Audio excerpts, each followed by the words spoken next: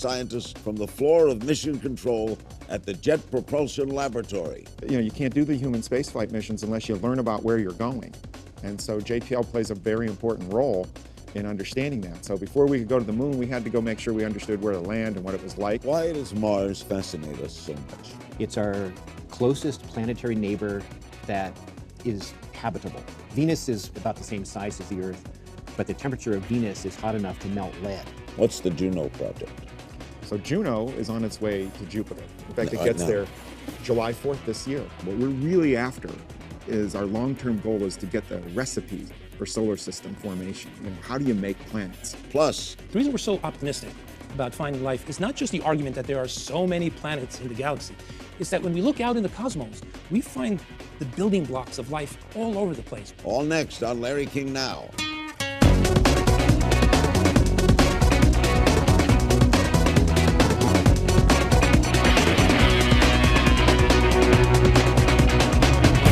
Welcome to a special edition of Larry King Now. We come to you from the floor of Mission Control at NASA's Jet Propulsion Laboratory in Pasadena, California. 3 NASA scientists will join us to discuss several of the awe-inspiring projects the space agency is working on, including a mission to help better understand the origin of our solar system, a human mission to Mars, and the recent discoveries of new planets. Joining me now is Dr. Scott Bolton. He heads up a historic mission to the planet Jupiter. Before we get to that, this place, why is it called jet propulsion? So when they were first figuring out how to do rockets and jet propulsion, this was the place where they were doing the testing, the fuel testing, the engine testing, and it was part of Caltech, California Institute of Technology. And the story is, they were having some accidents. It was a little bit dangerous. So they said, hey, move out here away from the campus. So when you have an accident, it doesn't blow up a bunch of students. And you didn't call it rocket propulsion, they called it jet propulsion. I think they were looking at jets back then. Yeah. Exactly. A lot has come out of this place, right? Oh, incredible stuff. It has incredible history. I mean, the room we're in, this is literally where they drive the spacecraft. I mean, they're watching the data come down, they're navigating, they're sending the commands, they're watching it go through space. Well, we hear about Houston and Canaveral. The rocket doesn't go from here. That's right. Well, the human space program is mostly run out of Houston, and Cape Canaveral is where the rockets launch from. You got robots here, right? We got robots, smart robots. So you don't talk to humans? We don't talk to humans too often. I mean, sometimes they'll do a little bit with something on the space station, or we've launched things back when the shuttle was going. There were robotic spacecraft that were put into the cargo part of the shuttle and sent up. But generally, we don't work on the human spaceflight missions, although a lot of you can't do the human spaceflight missions unless you learn about where you're going. And so JPL plays a very important role in understanding that. So before we could go to the moon, we had to go make sure we understood where to land and what it was like. Before we send a human to Mars, we've got to send a lot of spacecraft to Mars that are robotic to study the planet and make sure we know what we're doing when we send real life there. What's the Juno project? So Juno is on its way to Jupiter. In fact, it gets there July 4th this year. It was launched back in 2011.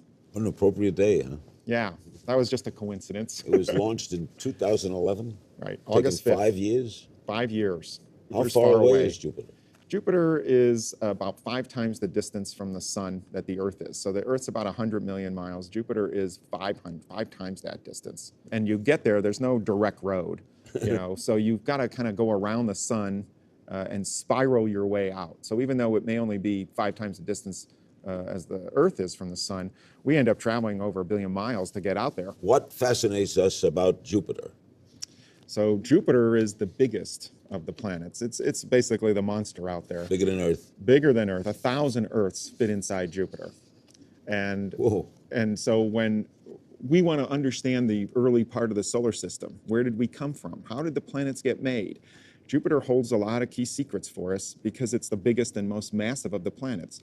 One, almost everything else in the solar system would fit inside Jupiter. So after the sun formed, there were leftovers, kind of hanging around. More than half of those got sucked up and made into Jupiter. So it probably formed very early. It's mostly hydrogen helium, just like the sun. So it's basically had to form before we lost the cloud that formed the sun. But it also dictated and sort of governed what the early solar system was like. And so, we're here in part because Jupiter exists. It shielded us, it sent material that made us, And it basically, by studying Jupiter, you learn about that very first step in how you make solar systems. And that's very important. What we're really after is our long-term goal is to get the recipe for solar system formation. You know, how do you make planets? And we're at the ingredient list. That's the first step of any recipe. Practically, how might this affect us? What might we learn from Jupiter that will affect us? Well, the first step is, you know, maybe helping us understand where we came from and what's our place. You know, what's the perspective? Getting an understanding of, are we alone? Do you need a Jupiter? Where should we look if we want to find other Earth-like planets, other life? If it may be that you need a big Jupiter in a solar system to form an Earth, and you may need an Earth to get life. And so the question is how important is that? And that kind of helps us understand maybe our roots. Where did we really come from? There's other more practical fashions in that, you know, you learn about the Earth by studying other planets. And so we want to understand how atmospheres work. We're never really going to understand our own unless we start to compare other atmospheres. It's sort of, if I wanted to learn about an apple, and all I could do was look at an apple, I'd have a hard time figuring it all out. But if I could take an apple and compare it to a pear and an orange and a banana, I might start to say, okay, here's how fruit works, and here's what's unique about apples. And that's kind of how science works to explain the Earth. And finally, has the mission to Jupiter gone well? It's going great. I mean, it's taken a long time. I have to be very patient in my business. Thank you, Scott. Thank you. Great talking to you. Scott Bolton. Wow. Coming up, Dr. David Beatty. He'll join us to discuss the latest with the Mars rover, the recent discovery of water on that planet, and a manned mission to Mars. More from the JPL after this. We're back at NASA's Jet Propulsion Laboratory, and joining us now is Dr. David Beatty. He's Chief Scientist for the Mars Exploration Directorate. What does that mean? Mars Exploration Directorate. JPL is organized into a series of directorates that sort of constitute business sectors in which JPL operates. Earth Science Directorate, Astrophysics, and Mars is one of those. And are we getting, we've been contacting there for a long time now, right? Contacting Mars? Yeah. Yes. Are we getting back information? We send it. What are we sending and getting? Well, we have a fleet of missions that are in operation. They last for a certain amount of time, and then they eventually degrade and quit working. We call it graceful degradation. Different pieces start failing. Right now, there are, I believe, 4 orbiters and 2 rovers currently alive. And then there's a prior history of some things that are no longer Are you alive. learning things all the time? Oh, absolutely. We have very active science teams connected with each of these missions. In fact, a big science team meeting of the Mars Science Laboratory that begins next week. It's a 2-day meeting next week. The science team is around 450 people, which is the size of the US Congress. Wow. So it's a very large and active set of people. Why does Mars fascinate us so much? Well, it's been an object of fascination since the time of the ancients. It's our closest planetary neighbor that is habitable. Venus is about the same size as the Earth, but the temperature of Venus is hot enough to melt lead. Mars is much more temperate, and in the ancient past, it was even more temperate than it is now. So the possibility of indigenous life on Mars is an object of fascination that just drives us all. The discovery of water means? Everywhere on Earth we find water, we find life. We don't know of life forms on Earth that don't require water. So that's part of our search mechanism for evaluating this question of, are we alone? That's the way we sometimes phrase the big question, are we alone? What would you bet? Larry, I don't bet. Okay, what do you think? I'm a scientist, and in the science arena, we try to comment on things we can prove, and this is a thing that I don't know the answer to. There's a possibility. There's a possibility, and the exciting thing for me is the next generation of scientists may be the ones who are able to answer that question and deliver the proof. So all the information you're getting will be passed on? Of course, yes, that's the way science works. JPL was featured in The Martian, the movie. What did you think of it, and how accurate was it technically? Well, okay, very, very interesting question. JPL was featured pretty prominently. It was done on a movie set, so I was quite interested to watch the movie and see how they represented things. The way they portrayed JPL was not the way the buildings are presently configured, you know, either inside or outside. So that wasn't quite right. But JPL does control the Mars assets that the United States has at Mars. on behalf of the people of the United States of America. And that theme sort of carried forward into the Martian. So there was a lot of control from JPL. Johnson Space Center also has a control room very similar to the one we're in here. And they use that for controlling things like the space shuttle and other sorts of astronaut-related stuff that they do. So it's not clear that NASA would actually choose to control a human mission to Mars from JPL as opposed to from Johnson Space Center. But I thought that The Martian was pretty well done. I have met the author, Andy Weir, very delightful young fellow. And I thought it was pretty accurate. There were a couple of engineering things that were not quite realistic. And as the script came together, those were pointed out, and the script writers said, well, these are plot elements. Yeah, we need these to have the plot. Have to move the plot along. Right. You And have to understand that. We you don't really scientists. care whether it's realistic or not. All right, since you mentioned it, the human mission. Is it true that there's a group of people who are willing to go there and know they won't come back? There are. I mean, that is a true thing. How many of them are there? The Europeans have put together a mission concept and asked for volunteers for a one-way trip. And the number of people that have signed up for that trip, I don't have the exact figure in front of me, but it's in the vicinity of 100,000 Really? people signed up to go on this one-way trip. Of course, the mission can only handle a few, but it actually was rather surprising to us that there were that many people willing to go on a one-way Why trip. do you think people would want to go when they're not going to come back? I actually had a chance to ask Shannon Lucid that question. She's one of the major astronauts in the NASA program. And she said, I have now had my children, I've now had my grandchildren. If the mission had meaning or had a real purpose, I might sign up myself. But the key for her was it has to have a meaning. It can't just be a stunt to put a human there. How far are we away from that? We talk about trying to do it in the 2030s, and it appears that that is technically possible.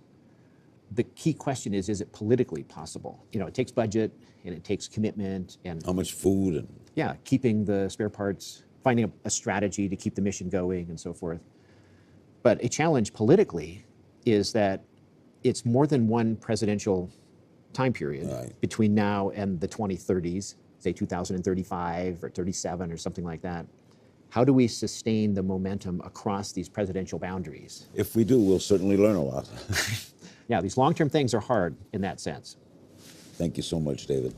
Okay, Dr. David Beatty. Dr. Nick Siegler will join us to discuss the increasing number of new planets being discovered and what does this mean in the search for intelligent life. We'll be right back. Joining me now is Dr. Nick Siegler, Technology Manager for NASA's Exoplanet Exploration Program. Okay, what do we mean by exoplanet? Well, Larry, first of all, it's great to have you at JPL and Great NASA. to be here, finally. And I'm going to come back with the whole family and spend a day here. All right. It's an incredible place. Exoplanets. So exoplanets are just simply planets that orbit other stars. And the first one was discovered back in 1995, not that long ago, and we're already up to almost 2,000 newly discovered exoplanets. What took so long? The technology. These exoplanets are very faint, they're very far away, and it's taken a lot of new technology to catch up. And why is it important to find them? Well, first of all, and I think ultimately, we want to find out, are we alone? So if we have any chance of finding life, would exist on a planet. We don't think life is just going to float in space. The major question of all of this is search for other life. We want to know if we're alone. Are there other things we could learn, Sure. forgetting whether we're alone? or Exactly. How do planets form? Where do they form? How many planets are there? So the first question we've been trying to ask, are there planets? And thanks to the Kepler Space Telescope, we now know that the galaxy is just littered with planets. In fact, every star you see up in the night sky probably has at least one planet, if not a whole planetary system. Might we find a lot about how Earth began Exactly. in these studies? Exactly. As we find out how frequently do we find Jupiters and how frequently do we find Earths, an interesting facet of the Kepler discoveries is that Earth-sized planets are the most common type of planets found in the galaxy. We had no idea. So that bodes well for the possibility of life. Tell me about the Kepler telescope. What makes it so special and who is Kepler? So Kepler was a medieval astronomer, and he came up with some magnificent laws of physics. But he was the one that indicated that planets orbit stars in elliptical orbits. But the Kepler Space Telescope, named after Kepler, is very simple. It just stares out into a field of stars night after night after night, and it looks for one thing. It looks for the star's brightness to occasionally dip when there's a planet that crosses in front of it. And when the planet comes around to the other side and does that again, we see the same exact dip, indicating the presence of planets. Are you looking at that here? Where are they looking at this? So this telescope is obviously in space, and then we have our colleagues at the NASA Ames Center who are responsible for the operations of this telescope. But this telescope has completely revolutionized our understanding of planets. So the question of, are there planets, or are there a lot of planets, that's been answered. So now JPL and NASA, we're shifting our attention away from are there planets, but are there life forms on these planets? And what does Dr. Nick Ziegler do all day? Well, I actually am doing a job that I love to do. So my job is to identify the technology needed, so when NASA's ready to fly a mission looking for life, we'll be ready. And you do this in an office? In this, what's your work environment? Well, obviously we have offices, but we have some magnificent labs, hence the name Jet Propulsion Laboratory. And this is where we develop a lot of early prototypes. And in fact, Larry, I brought with me a couple of prototypes to show you. So these are two prototypes that are going to play instrumental roles in the search for life. The problem with looking for life on these planets, like your flood lamps in this room, is they're so bright and the planets are so faint. So we need to come up with a technique to block the brightness of the star so you can see the faint little planet next to it. So here's a technology that we're developing here at JPL. It's called a coronagraph. You can't even see it. It's the size of a period at the end of a sentence. We put this in the back of a telescope, and the light from the star focuses on that little dot. The planet light will skirt around the mask into the telescope's camera. It doesn't get blocked by that little dot. Wow. It's hard to believe. Now, this thing here is sort of like you driving in a car heading west at sunset, and you see the blinding sun. So you put down your Sun visor. Sun visor, exactly. And that's what this does. But sometimes if you're on a bumpy road, that starlight, that sunlight, is going to still get around your visor and blind you. Right. So we have option number 2, and this is called the star shade. So the star shade is, instead of having the visor, imagine having a big truck in front of you. So you're driving behind the truck, keeping in the shadow that truck forms. So this is a spacecraft that flies in front of the telescope. And watch what it does. It's its own spacecraft. It deploys as a very tightly configured structure. And once it gets in space, it deploys to the size of a baseball diamond. It's over 100 feet, Larry. This is an origami design that we've come up with here at JPL. And if you notice, this particular model is the Larry King Now Starshade. Wow. I'm thrilled. I will block out the sun rays and bring you a planet. And let me just add, this problem is really hard, right? Because these planets are about 10 billion times fainter than the star that we're looking at. 10 billion times fainter. I'll give you an analogy. It's like looking for someone holding a candle in the parking lot of a Monday night football game, where you have these booming lights, right, at the football stadium, and you are several thousand miles away. So not only will you not see the person holding the candle, you won't even see this football stadium. All you'll see is just a dot of light. That's how hard this problem is. Last year, a new planet was discovered. You call it Earth's cousin. What does that mean? Right, I remember that. Well, we found a planet very similar to our own Earth in size. It was about 60% bigger, but it was a distance from its own star where liquid water can flow naturally on the surface of that planet. And that's exactly the type of planets we're looking for, where it's warm enough for any ice or water to flow. And since on Earth, wherever we find water, we find life, that's a great place to start. Do you hope there's life or think there's life?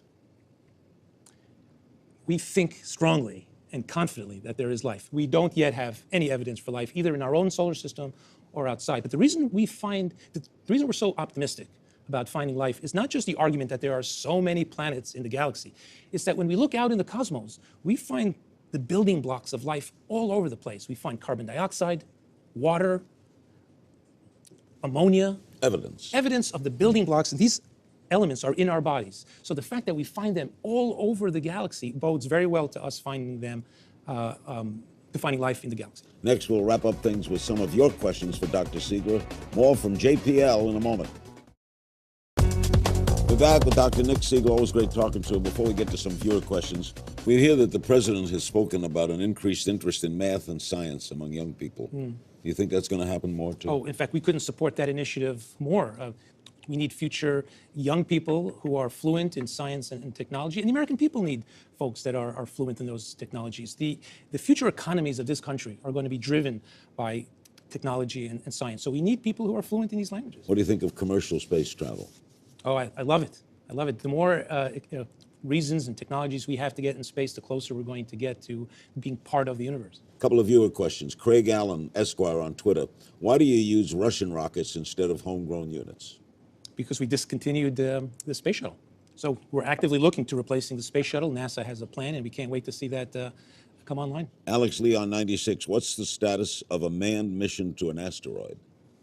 Oh, boy. I don't know that one, Larry. That's out of my expertise. Okay. Yeah. Rob Kerr on Facebook. Are we going to send another probe to Ceres? Is that it? To Ceres. Ceres. Yeah. And what's the plan to identify the reflective material found on Ceres? Well, I don't think we have any additional plans, simply because I think the satellite that's currently there is going to do a heck of a job. We couldn't get any closer to almost touching Ceres than we are now. So I think as we get more information, we should have a definitive explanation for those bright spots within a year, I would guess. David Bungard on Twitter. What's the future of ion propulsion systems? Oh. Ion propulsion is... Ion propulsion. In fact, we have a couple demos. I think one of them is already flying in space. It's not my area of expertise, but it's something we're very interested in. It enables us to go further in the solar system than we have in the past. Dominique Alexander on Facebook. How can we determine that the building blocks of life are the same on every planet? That's a great question. And we can't specifically, but we can tell that we see these building blocks of life throughout the cosmos. So when we think about how planets are formed, they use the materials that are in their vicinity. So it wouldn't be a far stretch to assume that those materials will end up on the surface of those planets. Our previous guests have pointed out that working here requires a lot of patience because the trips take so long. They like do. Jupiter started in 2010, and they're going to get here July 4th. Is that frustrating, or how do you approach it? No, it's part of our business. These problems are very challenging. In fact, I'll go out and say that almost every mission that NASA flies, at one point or another, is impossible. We don't either have the technology to fly them, we don't have enough time or money, and a lot of the effort goes into trying to figure out how do we make this work, both programmatically and from a technological perspective. So it's part of the process. Are young people more and more interested in NASA? People attending this school here? Oh, whenever we go to schools, they get so excited. And the skills that you learn working at NASA doesn't have to just stay here, right? We have engineers and scientists that could work in the entire workforce and make a huge impact in advancing our own economy. What's the effect on all of this by all of this? Well, if you're looking for a dollar value, right, of what does this impact? What is the social impact? Well, Why is this important to my son? when I look at this room, I see inspiration. I don't know how to put a price tag on inspiration, but when we come to work and you see all these missions that we have flying in space right now and the type of data that they're sending back and what we learn about the cosmos, it transcends us from our day-to-day lives. And I don't know if you can put a price tag on that. You're a great guest. Thank I'm going to you. bring the whole family here. Please. I'd like to thank all the people here at JPL and NASA for allowing us to peer into their world. Remember, you can find me on Twitter at King's Things. See you next time. And keep reaching for the stars, kids.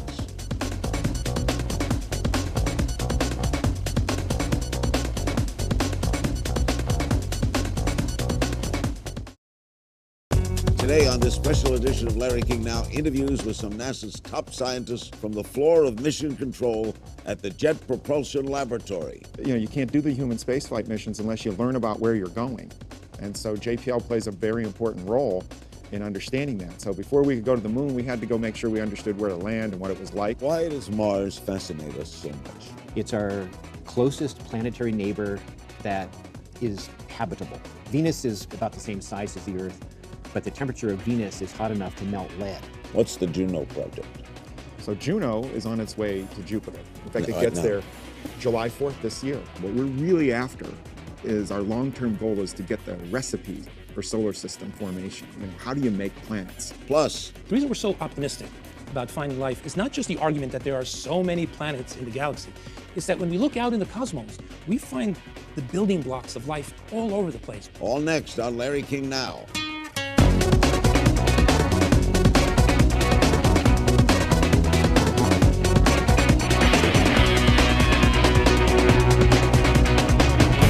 Welcome to a special edition of Larry King Now. We come to you from the floor of Mission Control at NASA's Jet Propulsion Laboratory in Pasadena, California.